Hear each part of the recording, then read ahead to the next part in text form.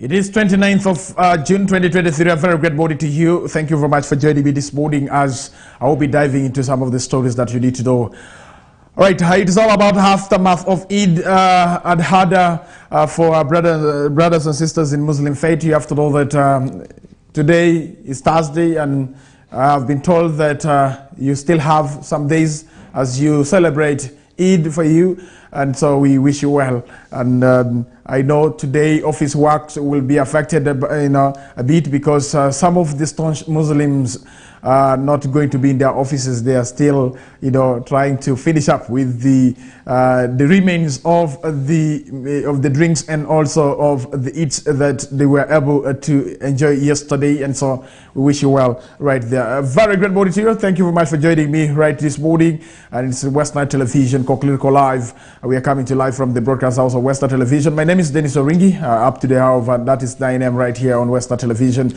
It is 13 minutes to the top of the hour, 8 a.m. right here on Westnile Television. We do apologize for that technical glitch, and I know that some people would tried earlier on to check on Westnile Television who are a little bit having some technical challenge, and I believe that all is well and you're able to get my pictures and also the audio clearly. So we do appreciate you very much for joining us. All right, yesterday was Eid al-Adha, and so Muslims across the world, they were able to join in the celebration. And so as Muslims across the world celebrated, that is Eid al-Adha, the different leaders have called for vigilance, peace and unity. And the Muslims have been urged to also share amongst themselves as a prophetic tradition. Eid al-Adha is celebrated every 10th of that is Dhul Hijjah, but keeps changing in the contemporary calendar. Let's have more from that is Farish Majid, who compiled the report yesterday in regards to Eid celebrations.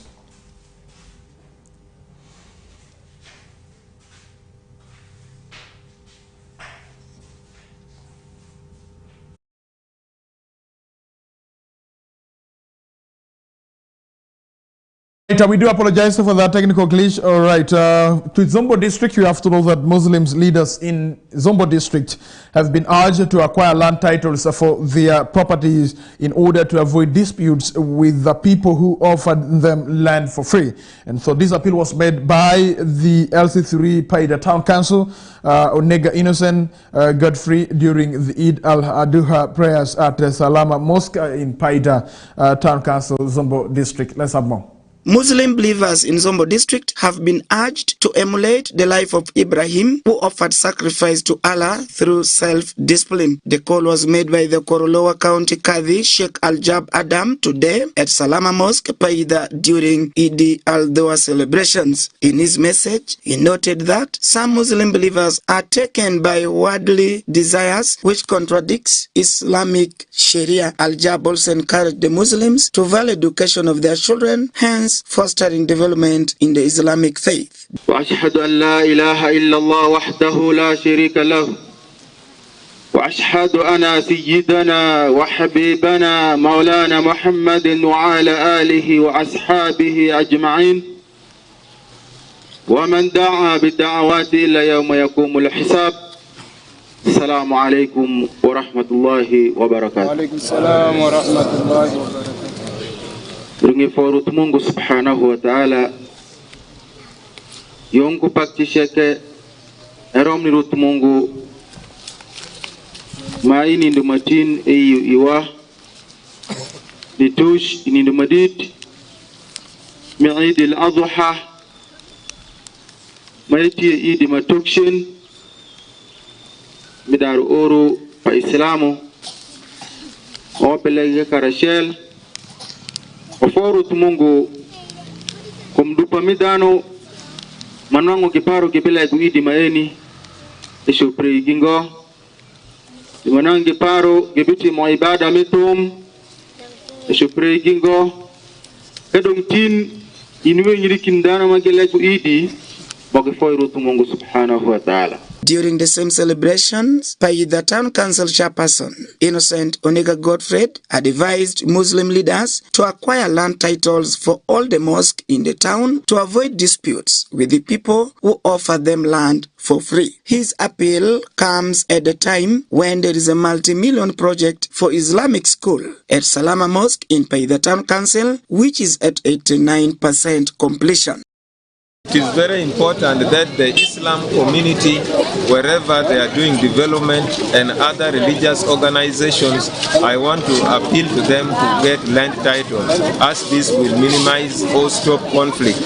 Because sometimes you find development has taken shape and then somebody comes and claims, you know, this mosque is at the place of my grandfather, this church was built, this is our land.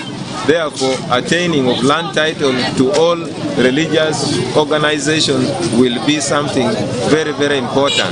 This development must ensure that it is guided. How do we guide development? We need to ensure that to minimize further conflict, there is need for us to acquire land title. I will therefore summon the leadership of Maskiti in Paida to ensure that we sit together and we start the process of acquiring land title. I must appreciate the donors and the Islam community for this level of development which is taking shape. I also want to appeal to the Islam community to take education seriously. I have lobbied with Kampala International University, we have 4 scholarships, and Ndeje University, we have 20 scholarships which forms are already available in my office. So at an appropriate time, these people should come to the notice board, get more information and fill the form so that this chance at least we can send 24 of our own students to benefit from this bursary in the 2 universities that I've already mentioned. We must ensure that we take education seriously. It is education that will shape our country and that will make us to attain better quality life. Meanwhile, Imam Abbas of Hayrat Mosque Kaya said Eid al-Doha is celebrated with love, unity and self-motivation, and implored other Muslims to use this celebration in helping the vulnerable people where they live. Chemadit, Mitier, by Ibrahim, Mitier Wode, Ismail.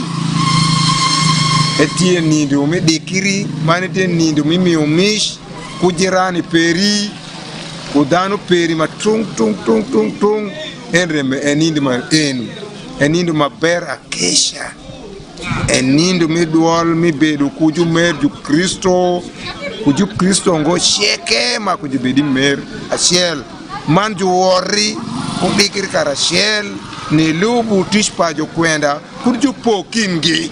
Gibeni gina shell ene ruot Mungu rema oru gibini eruania waro ire ene ruot Mungu maneni rumitier ma giketu shingi kunga ruot Mungu kabine kelne make tom game tome kame tingetere ne tome sitani bini bange ugamwa de komaina weka ngo ibe asibodi game tingu kide ngore kode ide maka donc enindo matin enindo mimer nindo mako je dekere nindo kuju Kristo kunga cheke gibendi gina shell pin makaji be shamo de jomi cheke room washam de room kadi shai kadi pi kadi pin manyenedi mako be kakara shell. Meanwhile, as the Muslim community celebrates Eid al-Doha countrywide, President Museveni has urged Muslims to apply Prophet Ibrahim's spirit of sacrifice to all aspects of their lives. In his Eid message to the Muslims, he said that it took great sacrifice for the patriots to restore peace and stability in order to create an enabling environment for the development and socio-economic transformation of the country. He said the spirit of sacrifice should not be limited to only issues of faith, but should be applied in the development of their livelihood. In the Islamic faith, Eid al-Doha is celebrated in remembrance of Prophet Ibrahim's act of faith and obedience to Allah. According to the Holy Scriptures, Allah was pleased with him because he did not hesitate to sacrifice his son Ismail. Today is Eid al-Dua, and Muslim believers of Paida, Zombo district, they have gathered here, they have prayed, and in the message delivered by Sheikh Al-Jab, he told the believers to be in unity and at least to help one another. For Westnile TV, Alfred Jawok. All right, thank you very much, Alfred Jawako, for that report in regards to Eid celebrations right yesterday. And so we do appreciate you for the report. Let's get to Germany. The Muslims in Germany district joined the rest of the world to commemorate Eid al-Adha at Taqi Mosque in Biyaya Parish, German Town Council. Let's have more from Alan Onzima. Muslims in Ajumani district have today joined the rest of world in commemorating Eid al-Adha 2023. Sheikh Yusuf Mubaraka, the Imam at Taqwa Mosque in Abiricha Kusel, the Ajumani Town Council, said the day is for sacrifice as Prophet Ibrahim gave his son to Allah. Muslims are celebrating this day because it is a day of joy, it is a day of victory, it is a day of celebration with friends, family and relatives. And also it is a day of happiness. It is also a day in which we the Muslim, we dedicate ourselves to Almighty Allah. And also it is also a day that as Muslim we need to be engaged in remembrance or remembering Allah subhanahu wa ta'ala. And also above all, as I said, it is a day of sacrifice where Muslims are expected to be sacrificing animals, cow, goat or camel. You can sacrifice those type of animals. And so for this, as today is Eid, my message that I can pass inshallah to all our Muslim brothers and sisters, I pray just let this day be a day of reflection. We need to reflect, we need to build bonds between our family, relatives and friends. We need to have that happiness between us, and also not forgetting today also we need to forgive others. Maybe if someone wrong you, you need to forgive. And also today, as we know, it is a day of eating, a day of drinking, but we need to eat and drink responsibly, inshallah ta'ala. Messiah Mood applauded the female Muslims for their decent dressing during the prayers, and he urged them to continue with the spirit.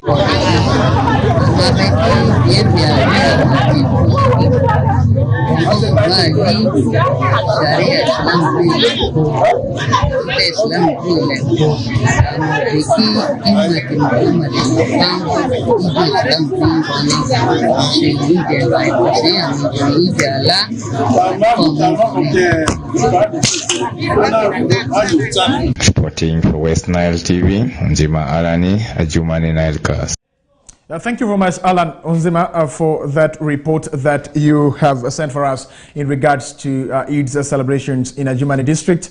And at least we were able to have stories from different places that we have here in Westnile region in regards to Eid celebration. And allow me to confirm that Eid celebrations went on well. I do not know. We shall be able to find out from the regional police spokesperson to give us some of the issues that they were able to register in regards to Eid celebrations. Aftermath of Eid, we shall be able to find more from the police in regards to crime and security that can be best given by the police spokesperson on what exactly happened. Was there total, security, granted for the Wananchi, or there were some pockets of issues here and there that needed to be worked on next time? And so we do appreciate you very much. Away from issues to do with the Eid celebrations, let's get to another story that is within Arua city. You have to know that the Uganda National Council of Sports has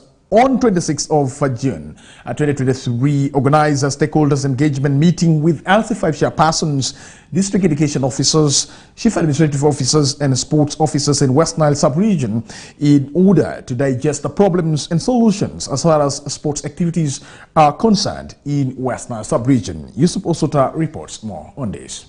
The Uganda National Council of Sports on the 26th of June 2023 organized a stakeholders engagement meeting with the LC5 chairpersons, DEOs, COWs and sports officials in the West Nile region in order to digest problems and solutions as far as sports activities are concerned. The Administrative Secretary Technical Officer for National Council of Sports, Anne Nankanya, proposed to the district local governments to form a vibrant district sports councils to address gaps in the sports activities and also to bridge communication gap between the districts and the National Council of Sports. Now, in this matter, we are directly connected to your sports, your district sports officers. And in this case, we want them to come up with a vibrant district sports council.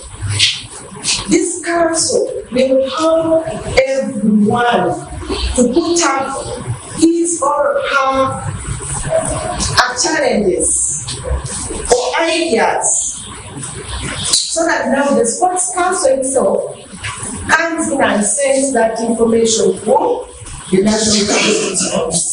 Our district chairperson for social services, Honorable Natalia Jateru, vented her frustration on how government is ignoring sports champions from the West Nile, like Nzukuru Dokas, who is now abandoned by government after making Uganda proud worldwide. When Nzukuru Dokas was from this poor place,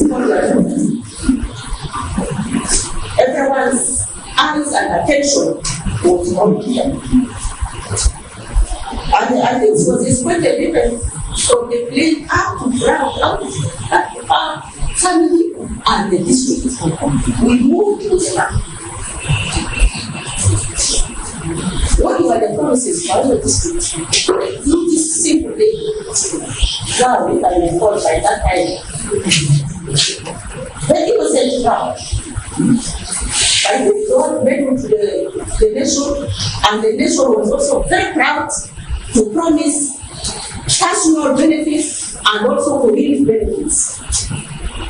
And the community benefits for other districts was construction of scheduled in the names of his doctors, which he mentioned. And I know the study used it with that the local government is not follow up. The follow-up was done so well. Even up to the extent of bringing, I think, the contractors on the ground, that the construction will start. And in 25 years, the local government system is there a document in your office connected to this construction and development to these doctors. So that we are aware that there is a possibility. The LC5 chairperson Zombo District thanked National Council of Sports for organizing the first of its kind stakeholders engagement meeting to enlighten them as leaders on issues pertaining to sports activities. The request which we received from them, basically as leaders, when we get back to our local government, we need to formulate the district council of sports like the national one. So this is now at the district level.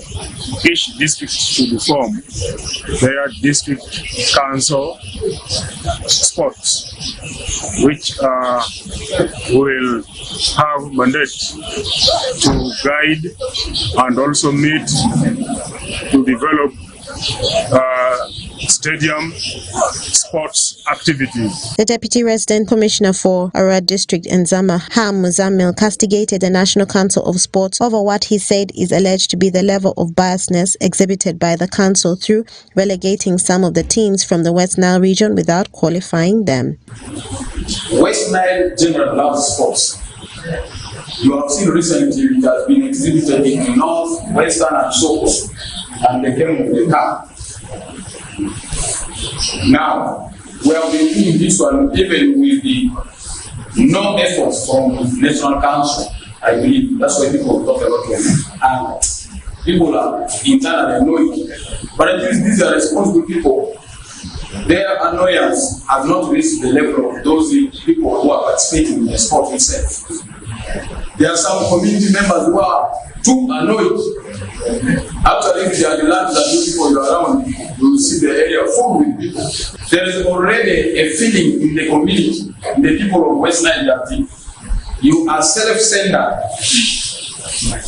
We have so many talents. When people goes up there to perform, you eliminate them. You don't want to put their names in that level of qualification where they could be considered for maybe outside participation and so on. This thing is in the minds of people. You are going to sow it physically in the next view of your actions. You make sure that selections are done transparently, and I could also add maybe as part of the resolution that you need to form a committee. You pick people from each region in doing selection. Who has qualified for what? Madiokolo resident District Commissioner Toko Swaibu stated that the people in the West Nile region have been nursing their frustrations quietly as far as issues of sports are concerned, and it is upon the National Council of Sports to take their frustrations, problems and expectations in good faith in order to work upon them. These teams have expressed their feelings, their expectations, their challenges. Some of them were expressed with also, and they want to believe we take them in good faith and act for them. Actually, these people have been nursing, and since today they have expressed their feelings. Yusuf and Kumaringa Christine for Westnile Television, Nilecast. Stories for you right there, and you have to know that it's already 8 minutes past around 8 a.m. right here on Westnile Television. Let's get to Nebi Municipality, where members of parliament from Nebi district have renewed their calls to the government by donating 2 million Ugandan shillings for the renovation and elevation of Nebi Police Health Center 2 to Health Center 3 to serve both civilians and police personnel in the district. Let's have more on that.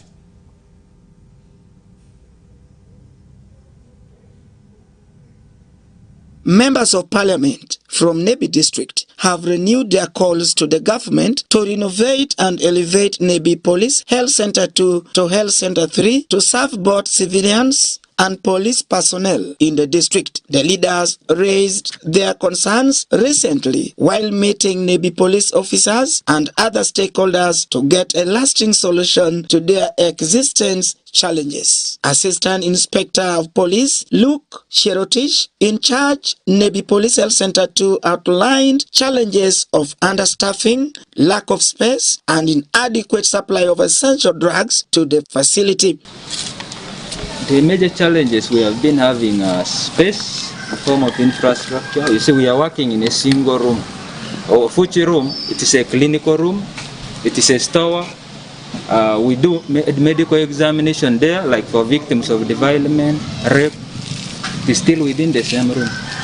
So confidentiality becomes very difficult for a patient, and that trust for someone to come back tomorrow, it's really hard. Then shortages of drugs, being a health center too, and the patient number is too much. We pray that if we get enough facilities and in the future, we shall be able to offer maternity services to the community. We shall engage the office of the DHO. We can offer immunization services so that we relieve the general hospital from the burden of numbers and what.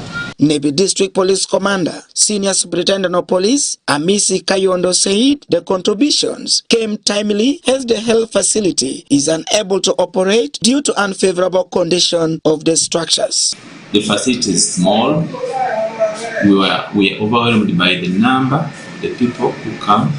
Now that one forced us to start looking outside for well-wishers, and through our community policing program, we contacted the honorable members of Parliament They are 3 and they are very good people, they are cooperative. So by yesterday they came to us here to answer our request, and they came with some money which can start the work of expanding another structure at the same station, which we can expand and make it accommodative, so that there's enough space for our people who come for medicine, for treatment. Hashim Suleiman, Nebi Municipality Member of Parliament, who doubles as chairperson Greater Nebi Parliamentary Caucus, revealed that due to the sorry state of the health center, 4 MPs from Nebi District contributed 2 million shillings to kickstart renovation works of the structures. The DPC told us that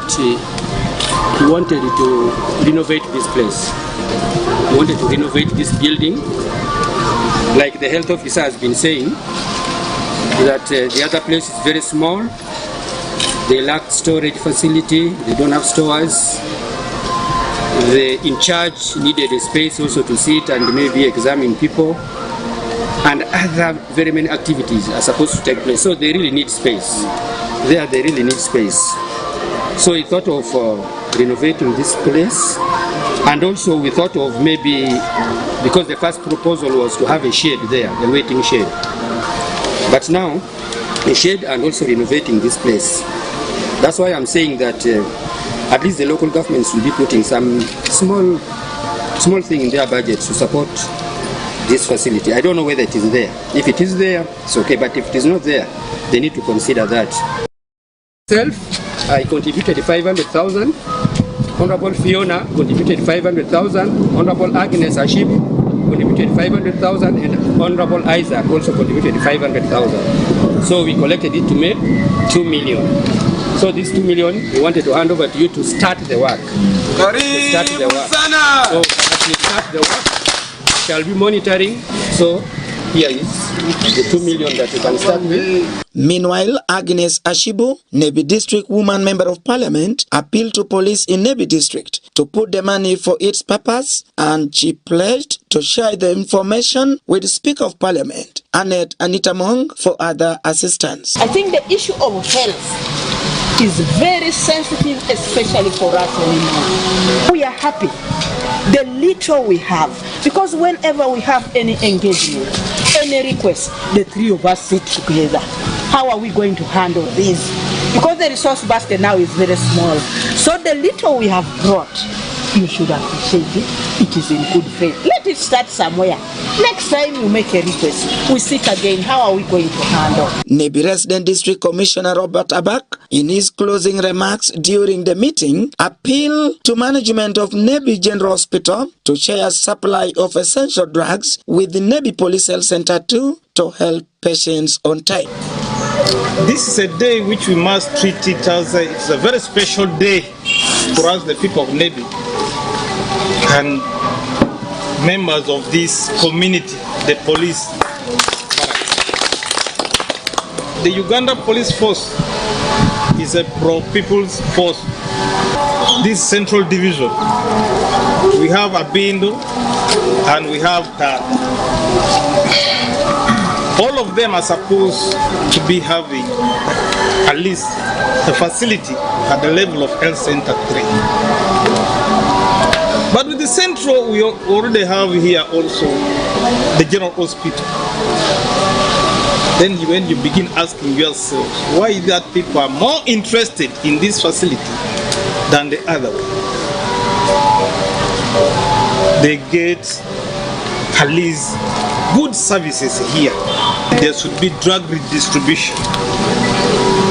Some stakeholders who attended the meeting were Padire County Member of Parliament Ismail Otimgi Isaac, Mayor Nebi Municipality Ngiriker Geoffrey, and Chairperson Tata Division Jacqueline Opar, among others. Alfred Jawok, Westnile TV, Nilecast.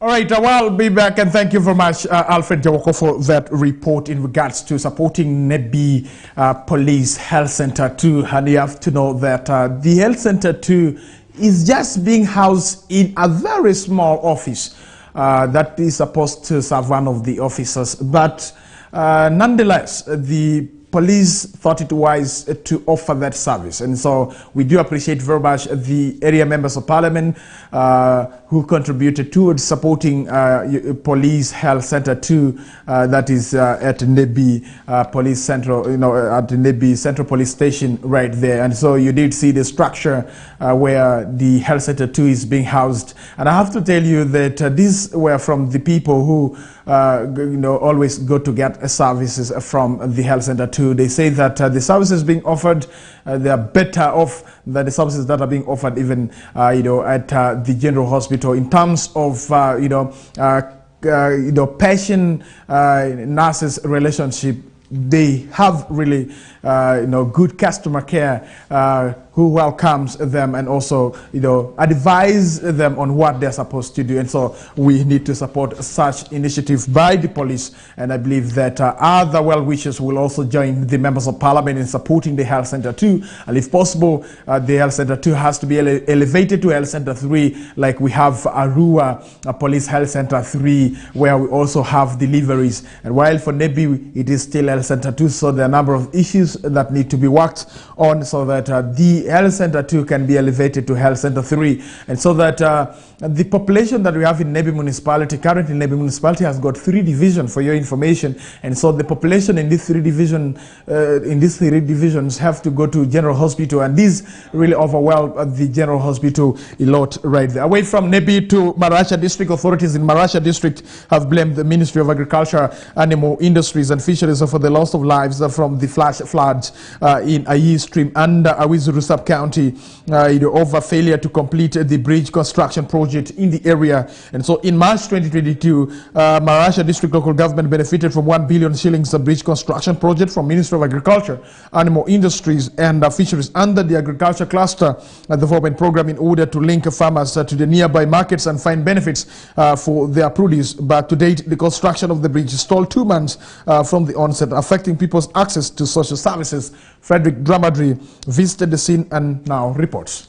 The residents in Awizuru Sub-County have decried the delayed completion of Ayi Bridge, still under construction by Ministry of Agriculture, Animal Industries and Fisheries in Marsa District.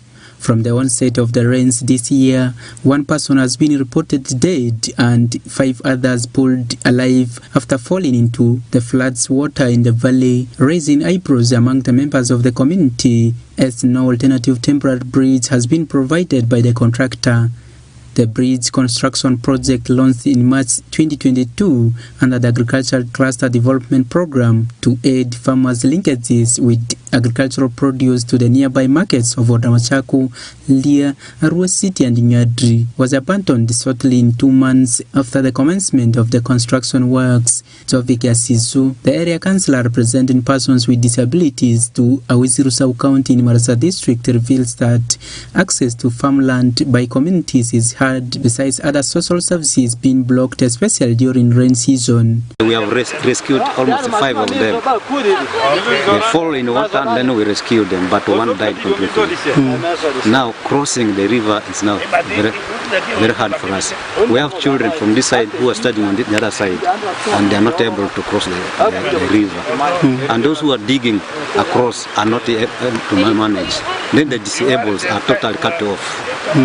So we have problems. But Stephen Obitre, Marsa District Chairman, says failure to complete the project has affected the livelihood of the people in the district and urged ministry officials to devise alternative means for the people to access services. For us, 1 billion to fix a bridge connecting Lokura to Olovo and Zupi, the other side across. 1 billion. The project started around March. It started well, but as we speak now, it is also abandoned. This is a central government project that is controlled by the center. The contractor was selected by the center. The site was abandoned just after 2 months from the time it started. The unfortunate thing is school is the other side. There is a very huge population across.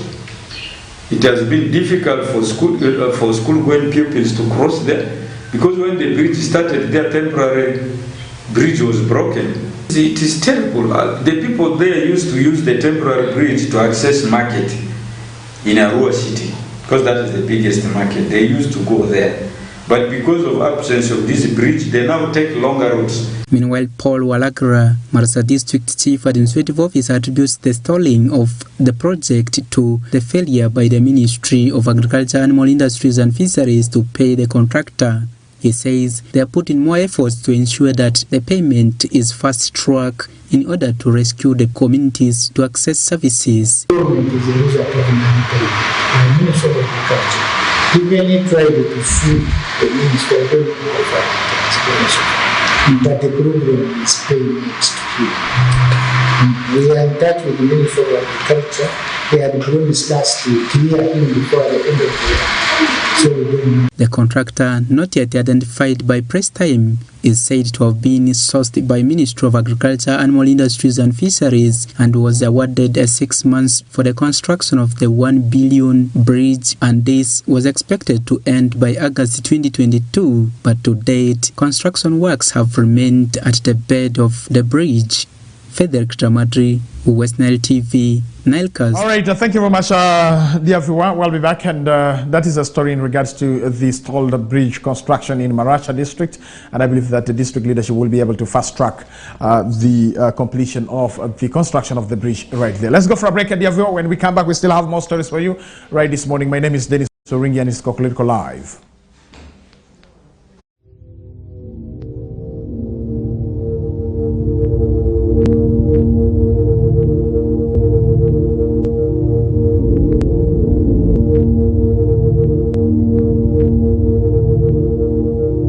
Westnile TV, lighting up the region.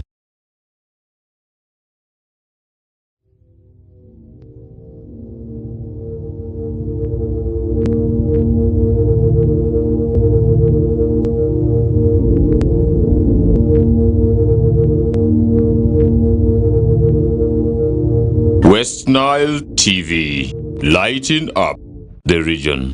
Get more for less on Star Times this Easter season. Cartoon channel for best children entertainment. New global series. Local drama on Makula TV and football all around the world. Simply make weekly or monthly subscription and enjoy upgrade to the next bouquet. For classic or super bouquet customers, subscribe for a month and enjoy 5 days extra. Family time with Star Times. Star Times is regulated by UCC.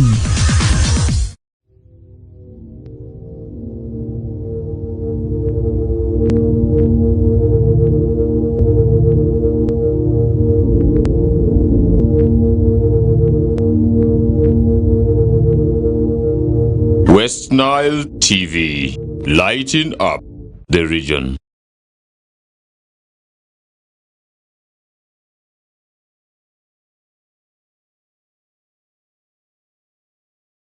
Well, thank you very much for staying with us right here on Westnile Television. We still have more stories for you this morning. Let's go to Gulu, where the overseer Revival Worship Center Church, Peter King Mwaha, is calling upon mental health experts to come in and build the capacity of pastors on mental health issues. According to Pastor Peter King Mwaha, countless of Christians end up misled by pastors due to ignorance on mental health in church. Stephen Okello reports more from Gulu. In the normal setting at Pentecostal church, singing and dancing come first.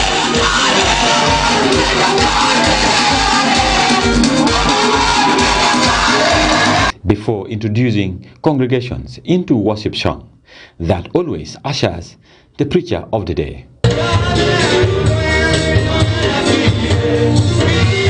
During his sermon last Sunday, Peter King Mwaha, the overseer of Revival Worship Center Church, explained to the congregations how mental health problems is affecting the churches. How do you know that you are living a life of trauma? How do you know? How does trauma affect you? How do you function?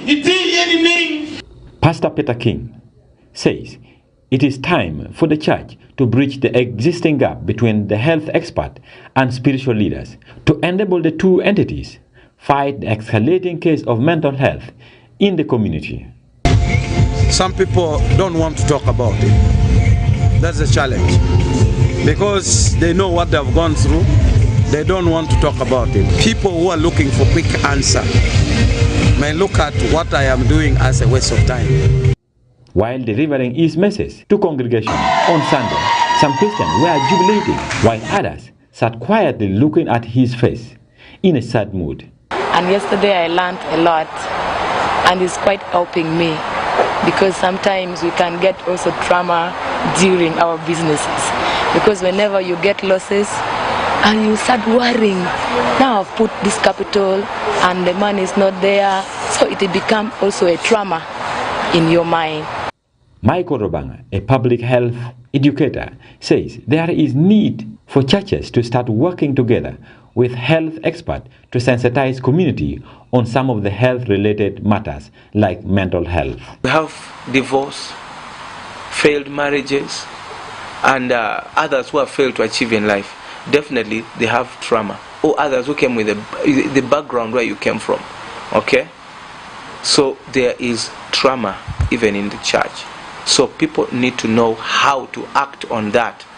Alal Singuldara affirmed the gap between the churches and mental health experts in handling mental health cases. She urges pastors and religious leaders to always refer people with mental health signs for further management in the health facility. I think it's also important to recognize that mental health are conditions that need treatment. And so just not prayers alone will bring the lasting relief that we want. So it is important that the churches can be supported basically to identify and refer. So if we take them through the signs and symptoms, then they can quickly identify them. They are Christians with those symptoms and then link them for counseling support. According to Mental Health Uganda, over 14 million people are suffering from mental health related illness, and many are believed to be going to churches looking for spiritual healing, which address part of their problems, leaving the clinical perspective untouched. Stephen Okello for Westnile Television, Nilecast. All right, thank you very much, Stephen Okello, for that report about mental health. I was having some interactions right here, and so we have gone to some of these churches. Sometimes you might think that the person has been possessed by Holy Spirit, yet it is trauma that is affecting this person. And so I think for the pastors, they have to be very careful in identifying those that are affected by mental health, and they need to be supported and need to be helped. Let me tell you, all of us, we are mad, but the degree of madness varies. And so we are going through a lot, and some people believe that by going to the church, they might really get relieved from the problems that they're going through. And so we pray that the pastors will be able to reason out with them, especially when it comes to mental health issues. So mental health issues is a very, very serious issue that need to be taken seriously by each and every person. Sometimes you might think that this person is okay, yet the person is not okay. And so if you see your friend, your colleague behaving, in a queer manner, you have to really get to understand, get to the person and try to counsel the person. The issue of counseling seems not to be working out. I do not know why. Very few people do seek counseling services. Come to Arua Regional Referral Hospital, the mental health unit, you will really find a number of people who need help in regards to mental health. And so we need to continue advising each and every person.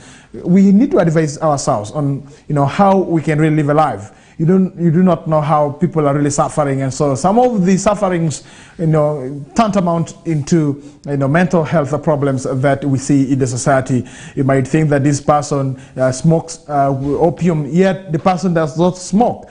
The person might have really, gone through some challenges, and it has affected his brain, and the person needs to be counseled. And so if we can really invest a lot in counseling, that will be a very good one, and we shall have a few persons with a mental health problem in our society right there for you. Let's get to sports. You have to know that on Tuesday, Arua Public Secondary School were declared the winners of the year for the 2 days athletic championship of the Arua City that took place race at Barifa Stadium in Arua City. And Muni Girls Secondary School won the ladies category, having faced stiff competition from Vara Secondary School and Arua Secondary School, while Arua Public took the boys trophy, also facing a tight race from Arua Secondary School and Vara Secondary School. However, scuffle ensued as the students headed back to their respective schools, leading to joint security intervention. Farish Majid, together with Frederick Ramadri, filed for us the report.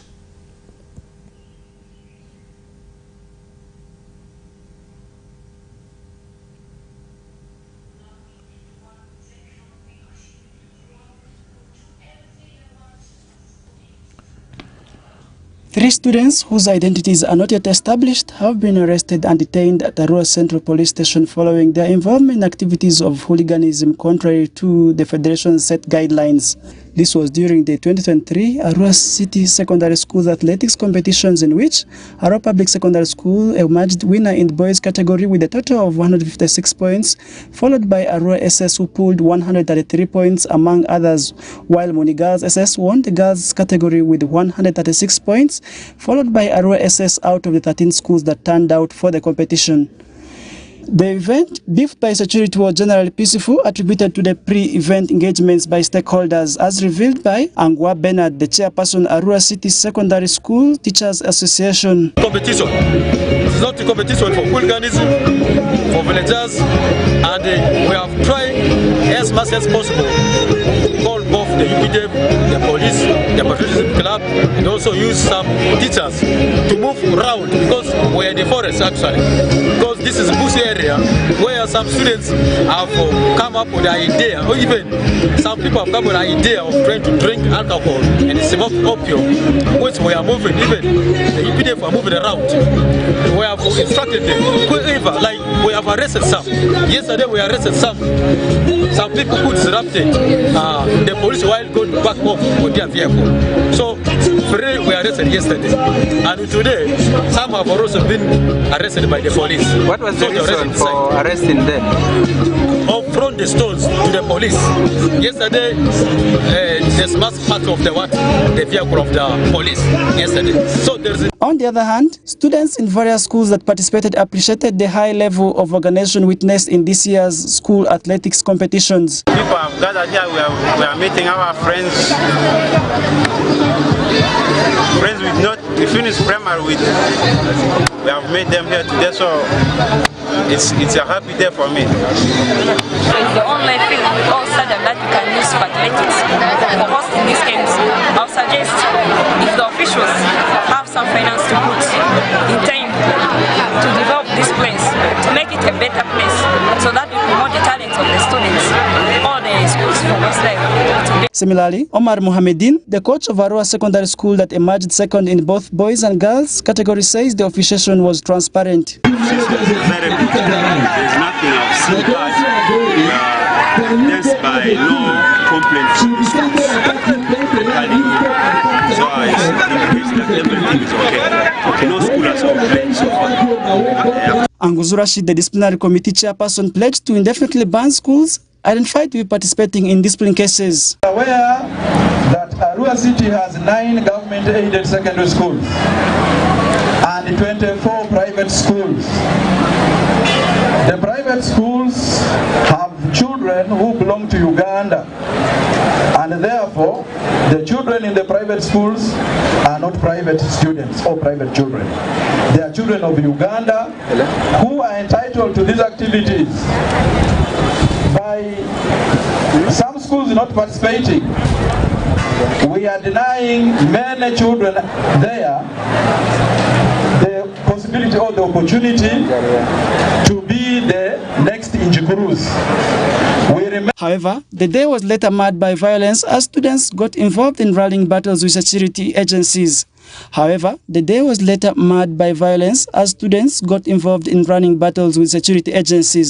Some were also seen pelting stones at one another on their way to their respective schools in the city. Alice Akelo, the Arua City Resident Commissioner, earlier warned the students from indulging in discipline cases, which, however, fell in deaf ears. God has given you talents. Those who are running, run very well, and God will take you to another level. We want to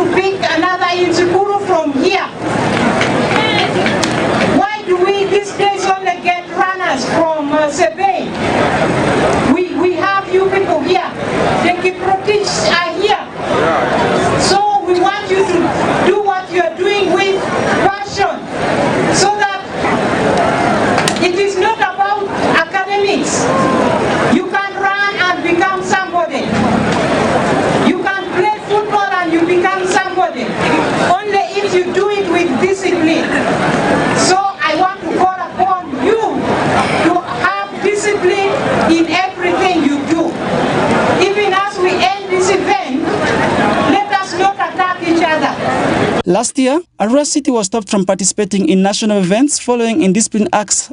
However, this year, Arua City is privileged to host the forthcoming regional athletics competitions for West Nile region. This will run from 30th of June to 2nd of July at NTC Muni. Farish Majid, Frederick Damadri, West Nile Television Nilecast. Thank you very much, Farish Majid, for that story about the post-primary schools athletics competitions for Arua City that went down on Tuesday.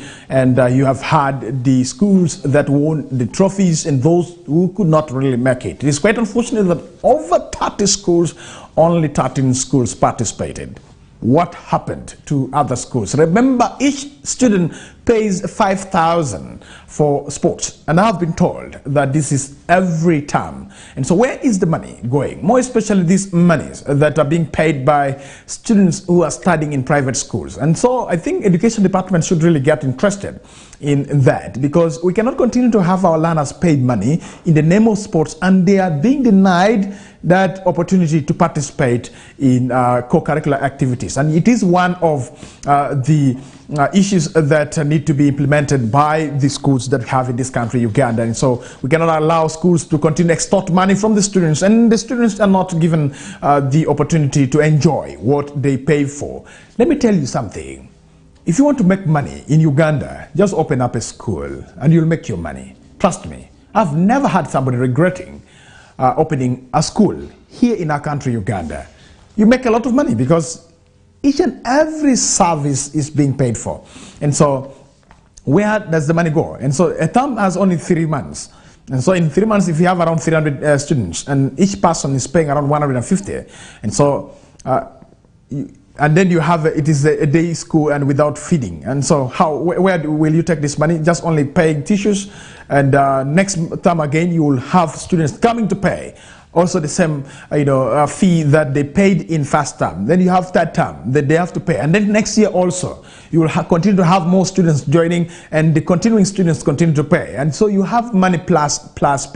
And that's why we have schools that will never really close, simply because they have made the money. During COVID-19, what happened? Remember, the President of the Republic of Uganda announced total lockdown immediately after the students reported back to school, and some of them had already paid 100% school fees. And what happened to that money? I have to tell you, no school, nothing like buying food for learners, and that money was saved by the schools, and nobody talked about that. And when these students went back, they also went back with another money. They had to pay, forgetting about the money that they paid earlier when they reported back to school and they did not study for many days. And so if you want to make money in our country, Uganda, just open a school. Start with those 2 rooms or 3 rooms that you have. Then you will see yourself making money, and you will construct. There are schools that ask for bags of cement from the students. So where do they take the bags of cement? And so we are the one developing the schools, and they call it development fund.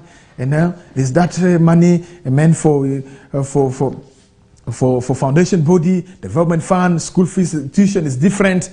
You understand? Then there's a bus fee. Some of us paid for buses, but we have never used even the buses we paid for. And they continue collecting money from students, even if they have even bought the bus. And so who is supposed to finance all this? So that is what you need to know. But next year, the city education department should be very serious with the schools that will not really, allow their students to participate in the athletics, because it is not good to continue collecting money from students and you don't give the students opportunity to really, participate in those co-curricular activities. It's quite unfortunate right there. We believe that this will be taken up seriously and it will be implemented as I have made it right there. Let's have the Mufti of Uganda, Sheikh Shaban Ramadan Mubaje, has applauded the Financial Institutions Amendment Bill 2023, which aims to implement Islamic banking. And so during the Eid al-Adha celebrations at the Old Kampala Mosque,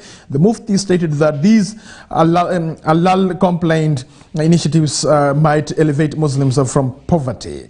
And so on Tuesday, Parliament passed the Financial Institutions Amendment Bill 2023, permitting borrowers to obtain interest-free loans under Islamic banking if signed into law by President Yoweri Kaguta Museveni. Some more on that.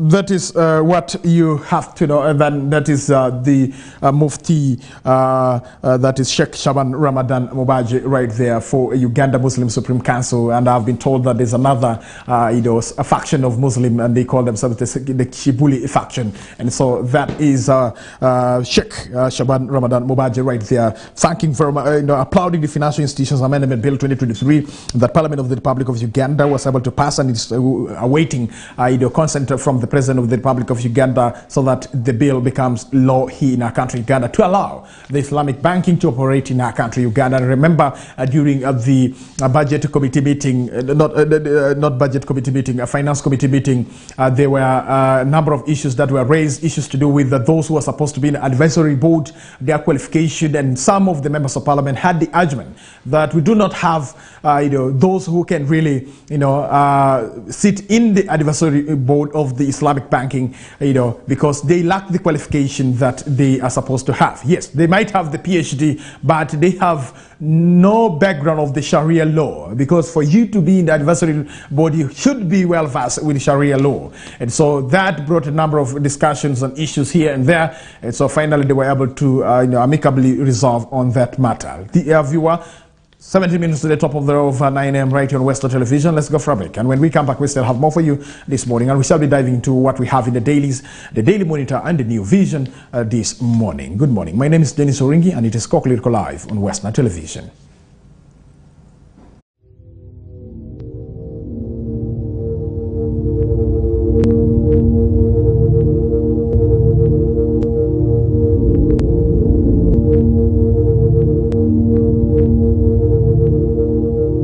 Westnile TV, lighting up the region.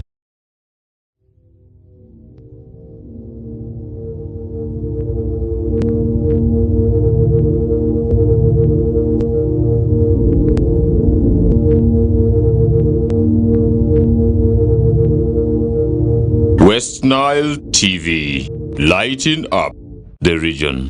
Get more for less on Star Times this Easter season. Cartoon channel for best children entertainment. New global series. Local drama on Makula TV and football all around the world. Simply make weekly or monthly subscription and enjoy upgrade to the next bouquet. For classic or super bouquet customers, subscribe for a month and enjoy 5 days extra. Family time with Star Times. Star Times is regulated by UCC.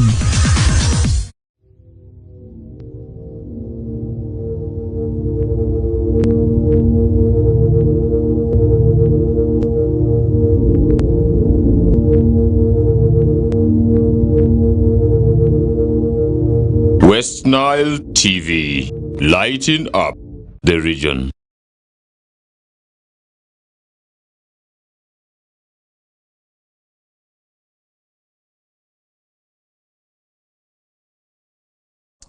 All right, we'll be back, and thank you very much for joining us. 15 minutes to the top of the hour of 9 a.m. right here on Westnile Television. Let us dive into the stories that we have in the Daily Monitor and also the New Vision. Starting with the Daily Monitor, Nebi Town gears up for burial of Justice Arash Amoko is what you need to know, that the family anticipates hosting 5,000 mourners. And a sibling of the deceased reveals that the burial budget amounts to 200 million is what you need to know right there. And so looking into these stories, I have to tell you that finally the court has decided that the Supreme Court Judge Justice Stella Arashamoko, who served in the judiciary for 26 years and passed away at Nakasero Hospital at the age of 69, 1 year shy of clocking 70 years, the mandatory retirement age for Supreme Court justices. And so a group of brownie men hollow out the heart with oars and the big sexes shouting and laughing away. Across the compound, women stay occupied and cooking and on stones as intoxicating smoke billows and spread out, dissolving into the fresh countrywide wind. Is the atmosphere currently at the home of late Stella Arasha Moko in Nebi, as the preparations to welcome her body and to be laid to rest, go on as we do talk right now. And we shall also be able to see how we can give you a full coverage of this story so that you get to know exactly what is happening in Nebi. And so you have to know that she will be buried at the Hajukia home in Nebi municipality, where the body of Supreme Court Justice, that is Stella Arasha Moko, is set to be laid to rest following a recent court victory. And so there has been contestation and uncertainty in the week after the jurist died on June 17th. And so her husband, Ambassador James Amoko, demanded that she is buried at their matrimonial home in Ajumani, while the deceased children from a past relationship said she willed to be laid to rest next to the grave of her father on Jukia Hill. Justice Ketra Katunguka of the Family Division of the High Court in Kampala handed victory to the Nebi team on Tuesday. The court ruled that the burial arrangements initially planned by the state to be conducted in Ajumani should take place in Nebi without any interruptions. And so Jukia Hill, which has a cultural heritage of Justice Arash family, lies 2 kilometers away from Nebi town on Nebi Golipaida Road. The home was a beehive of activity with the digging of the grave underway as early as 10 a.m. yesterday. And this is where the remains of the jurist who died age 69 will be laid to rest. And so mourners from varied places filled in one after another to condole with the family. And speaking to that is journalist Lucia Mio, said although the state has not sent in the burial date for their beloved sister, relatives have started burial arrangements since court granted them burial rights. And so that is what you need to know. And then ask whether the court battles has not dented the relationship with the widower. So Miss Kala said that we have asked my children and any other family member to be friendly with the husband of Stella, and this should not create a grudge between us. And so he and his family members are welcome to bury Stella. And so meanwhile, the chairperson of Central Organizing Committee for Nebi Chapter, Denis Nyango, said the family expect to host more than 5,000 mourners, and he said they have a tentative budget of 200 million, which they have not yet raised. And so in Ajumani, Pastor Cosmas Madile, a cousin of Ambassador Amoko, said we are yet to call for a family meeting to make a decision on the ruling and find next steps to take, whether to attend or not to attend the burial in Nebi. And so following her passing, the government made the announcement that Lady Justice Arash would receive a state burial. As part of this honor, her body was laid in state in Parliament to allow for tributes and the paying of final respects. And so judiciary spokesperson Jameson was not available during the press time. And so that is what you need to know in regards to the burial of late Justice Stella Arash Amoko right there for you. Let's dive into more stories that we have in the Daily Monitor this morning. China tea drinkers embrace African coffee thanks to, that is the millennials, is what you need to know. Then we won't renew power farm licenses, government says, is what you need to know. Should we say that when RICO might also be affected, is what we need to look here. And so the Minister of Energy and Mineral Development says it will not renew the power distribution license of the Beam Multi-Purpose Electric Cooperative Society Limited as it expires this Friday. And in May 31st, later Ms. Irene Batebe, Permanent Secretary of the Energy Ministry, approved the Uganda Electricity Regulatory Authority's ERA decision of that is a PAMEX license. A day earlier, ERA had written to the ministry saying it will not renew the PAMEX license. And so this letter is to convey to you our concurrence not to renew the PAMEX license given their poor performance and the need to consolidate the distribution network as guided by Cabinet. We also wish to inform you that on October 3rd, 2022, Cabinet decided to consolidate the distribution network to enhance the efficiency of the distribution segment of electricity supply. And in an April 20th letter, John Julius Wandera, the acting chief executive officer of ERA, told Uganda Electricity Distribution Company Limited it to take over PAMEX mandate as supplier. And so ERA considers EUEDCL as a supplier of last resort to take over the operations of distribution and sale of electricity in Northern Service Territory by July 1st, in line with the supply of last resort guidelines 2020 is what you need to know. And so ERA also asked UECD UEDCL to undertake the due diligence on the territory before June 30th to ensure a smooth transition and continuity of electricity supply in the Northern Service Territory, following the expiry of the PAMEX license. And so it also asked Uganda Electricity Distribution Company Limited to initiate negotiations with the Rural Electrification Program, that is REPTA, to ease the execution of the operation and maintenance agreement concerning the territory and initiative negotiation with the Uganda Electricity Transmission Company for the power sales agreement concerning the ERA. And so on January 1st, 2011,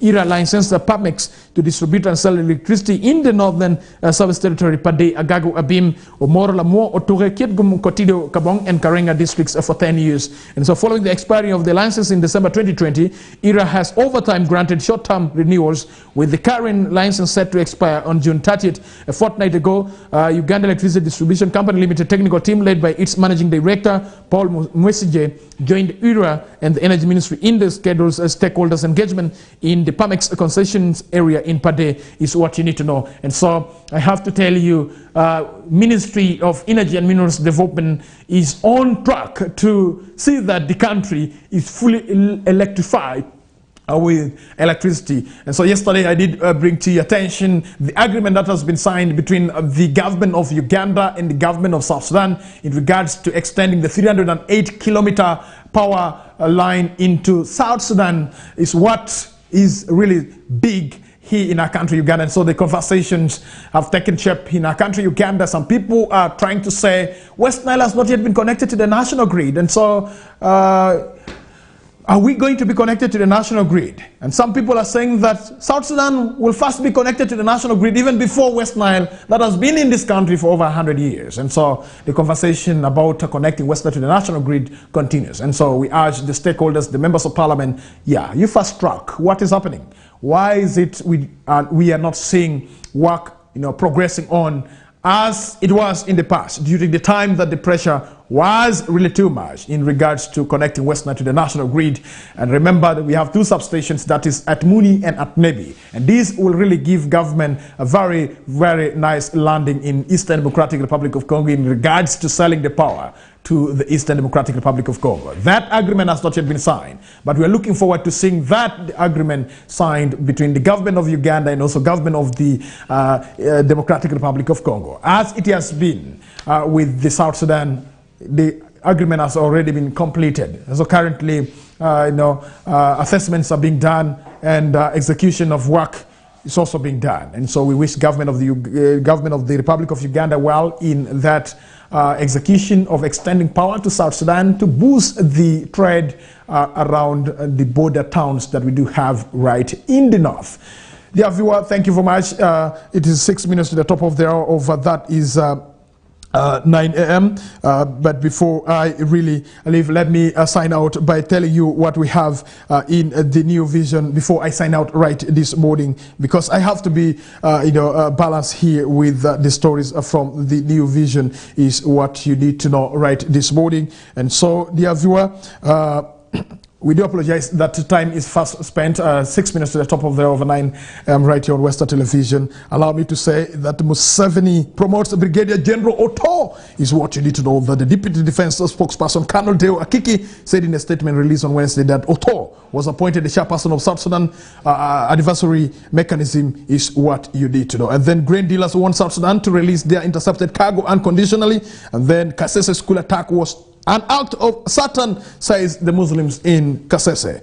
And then Member of Parliament Nantaba bodyguards accused of beating up mourners probed. Dear viewer, with those, we have come to the end of the KOKOLIRIKO Live on Western Television. Don't forget that exactly 7 p.m. we shall be able to have the Nilecast with Christine Okumuringa. And so be part of the news hour on Western Television. Have the best of your morning. More programs will be coming your way, and being Thursday, there are other programs that will be coming immediately after me signing out of the studio. Good morning.